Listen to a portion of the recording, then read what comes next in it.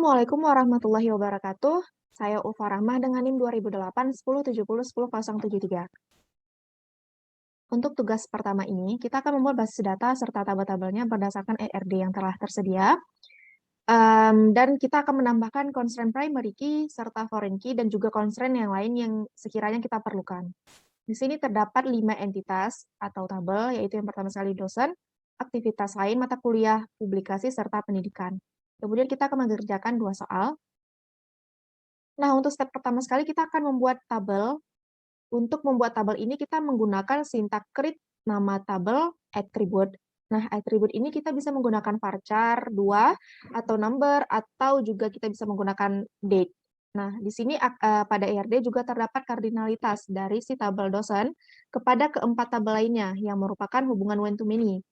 Dan juga terdapat primary key pada tabel dosen serta foreign key untuk keempat tabel lainnya.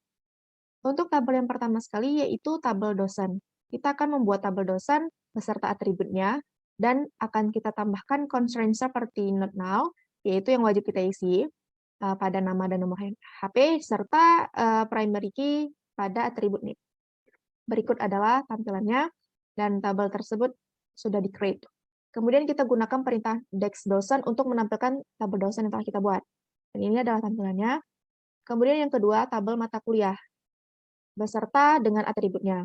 Nah, tabel ini dia memiliki primary key pada atribut kode MK, dan juga pada IRD terdapat relasi one to many dengan tabel dosen, sehingga primary key pada tabel dosen menjadi foreign key pada tabel mata kuliah. Berikut adalah tampilannya, constraint not null pada nama MK, kemudian constraint not null juga pada atribut jadwal.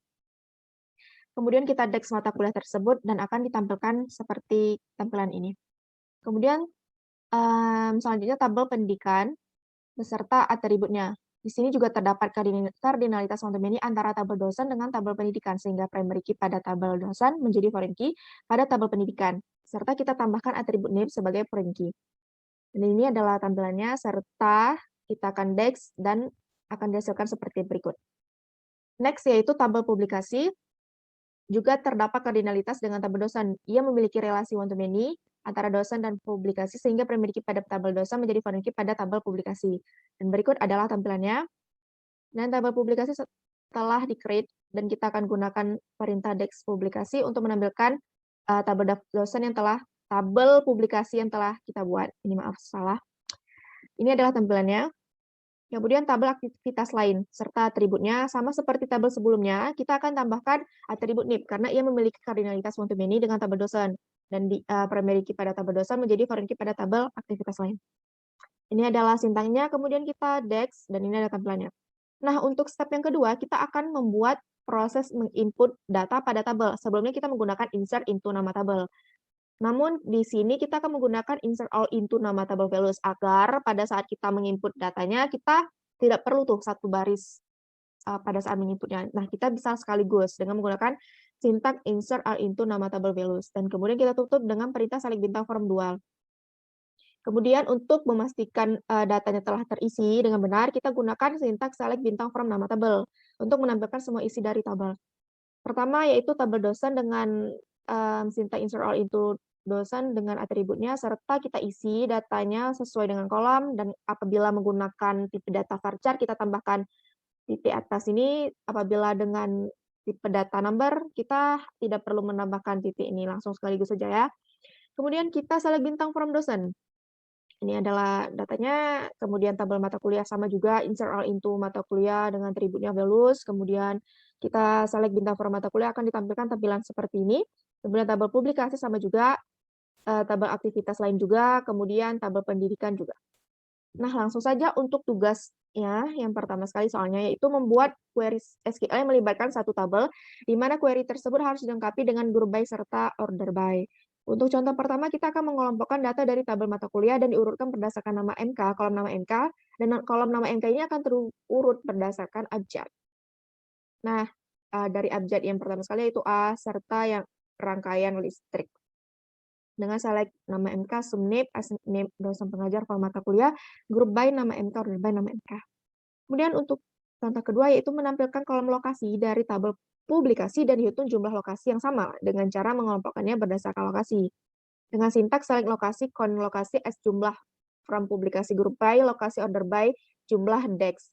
Nah, si DEX ini akan ditampilkan lokasi yang dari terbanyak hingga tersedikit. Namun pada data saya hanya menambahkan lokasinya tuh berbeda semuanya. Jadi si Depok ini hanya satu, kemudian si Medan juga hanya satu.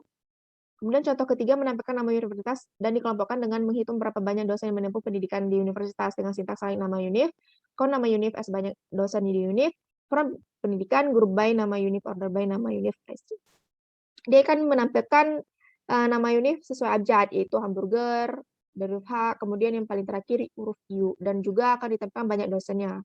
Itu pada hamburger satu dosen dan Universitas Syahkuala hanya satu dosen juga.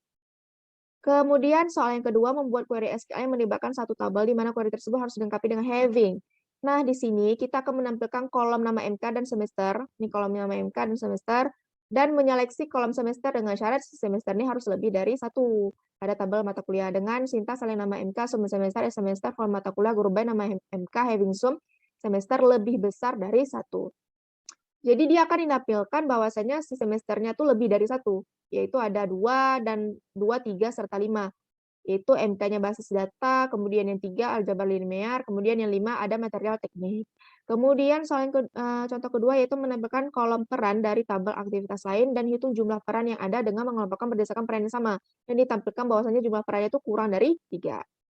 Nah, sintaknya select peran, kon peran, as jumlah from aktivitas lain, group by peran, having count peran kurang dari 3. Dia akan ditampilkan kolom perannya itu kurang dari 3, yaitu ada sekretaris, ada bendahara, ketua panitia, serta volunteer ada 2, dan peserta 1. Sekian presentasi dari saya akhiri. Assalamualaikum warahmatullahi wabarakatuh.